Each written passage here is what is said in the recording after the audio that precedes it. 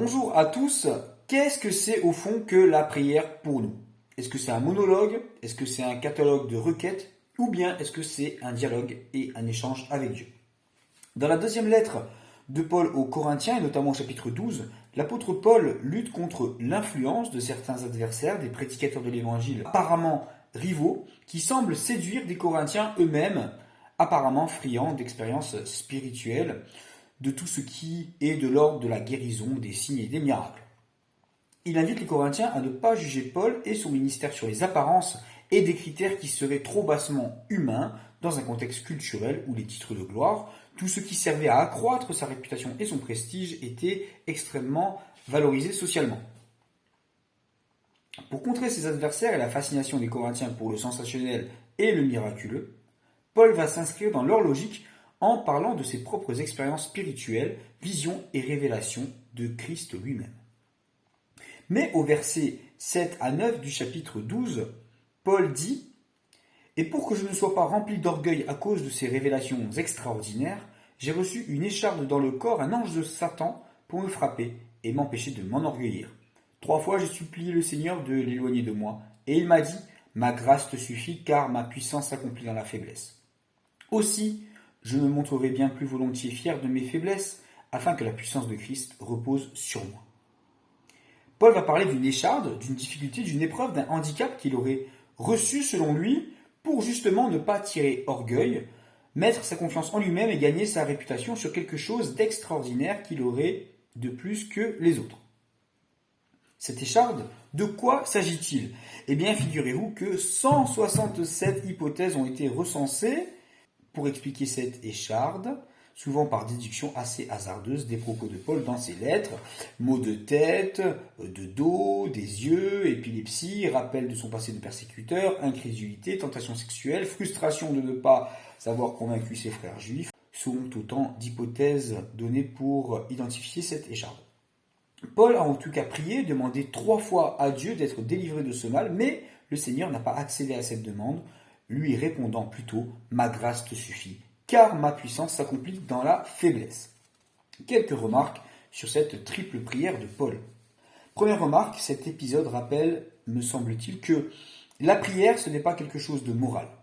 Le contenu, le sujet d'une prière n'est pas forcément quelque chose de légitime, au sens où ça devrait correspondre à ce que, selon nous, Dieu aurait envie d'entendre, reflétant nos meilleurs sentiments, notre courage ou notre générosité.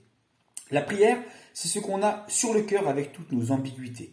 On pourrait dire que Paul est égoïste de prier pour lui-même, qu'il est ingrat de se concentrer ainsi sur ses problèmes alors que Dieu lui donne tant de belles choses par ailleurs, alors que d'autres personnes ont des problèmes plus graves que lui, mais le Seigneur ne reproche pas à Paul sa demande. Elle reflète finalement sa préoccupation sincère, sa souffrance, son état d'âme, comme le Christ qui, dans toute son humanité, va demander 3 fois au jardin de Gethsémane à être libéré de l'épreuve qui l'attend avant finalement de recevoir la conviction qu'il doit passer par là. Deuxième remarque.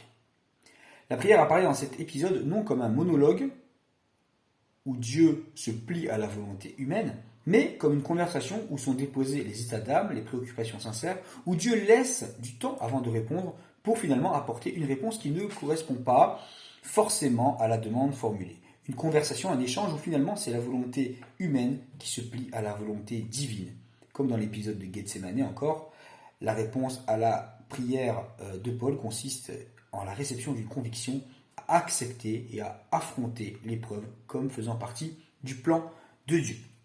Troisième remarque, la puissance de Dieu, l'extraordinaire de la prière, ne se joue pas forcément dans la réponse à la prière telle que formulée, mais aussi d'une certaine manière dans la non-réponse ou dans la réponse décalée. L'extraordinaire, ce qui est spirituellement fort, bouleversant, transformateur, œuvre de Dieu dans cette prière de Paul, c'est que Paul accepte de consentir à une disposition, une situation qui lui est amère, douloureuse peut-être, et d'accepter que par ses faiblesses et qu'à travers ses faiblesses, Dieu va manifester son pouvoir. Suite à cette triple prière, le mal, l'épreuve que traverse Paul est perçu par lui dans la foi, non comme la manifestation de la puissance de Satan, mais la conviction que même le mal subi contribue à la manifestation de la gloire, de l'amour, de la sagesse de Dieu. Et Paul pourra dire ensuite que son motif de fierté, de confiance en lui-même, de légitimité sociale, d'autorité vis-à-vis des autres, et non pas ses expériences extraordinaires, bien que réelles et importantes dans son parcours personnel, mais ce que fait le Christ par lui et à travers lui, malgré ses faiblesses, ses limites, en l'occurrence, cette écharde. Sur la question de la prière à proprement parler, et par rapport au temps de prière que vous allez partager dans quelques instants, ce texte nous invite, me semble-t-il, à vivre la prière avant tout comme un cœur à cœur et à ne pas chercher dans nos mots, dans nos pensées, une quelconque moralité ou bienséance. Je ne sais pas si ça vous arrive parfois de vous dire ah bah tiens, ce serait bien de prier pour ça, mais au fond, c'est pas ce que vous avez vraiment besoin de déposer à Dieu. Veillons à prier vraiment pour ce qui nous prend aux tripes sur le moment et vivons notre prière comme un cœur à cœur avec Dieu, en communion avec nos frères et sœurs. Et puis, maintenons-nous à l'écoute. Demandons-nous, dans et après avoir prié, ce que Dieu nous dit. Qu'est-ce que ce temps de prière change et a changé à notre état d'âme, à notre volonté? En particulier, vous pouvez vous demander, et d'ores et déjà demander dans la prière, à quoi vous devez renoncer. Que devez-vous accepter personnellement ou collectivement? Au fond, demandons-nous si nous vivons la prière comme un monologue, considérant Dieu comme le pourvoyeur de nos désirs, ou comme un échange où Dieu change notre volonté.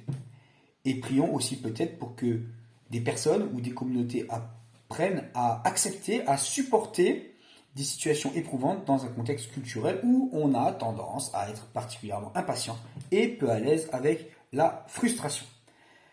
Bonne réunion à tous.